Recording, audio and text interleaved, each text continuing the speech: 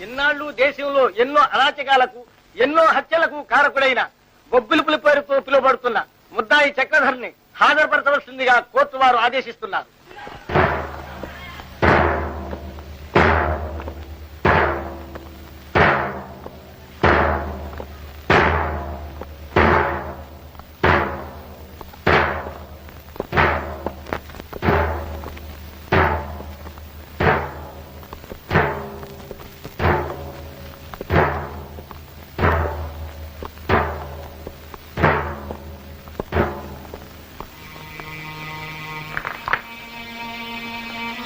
దేవుడి మీద ప్రమాణం చేసి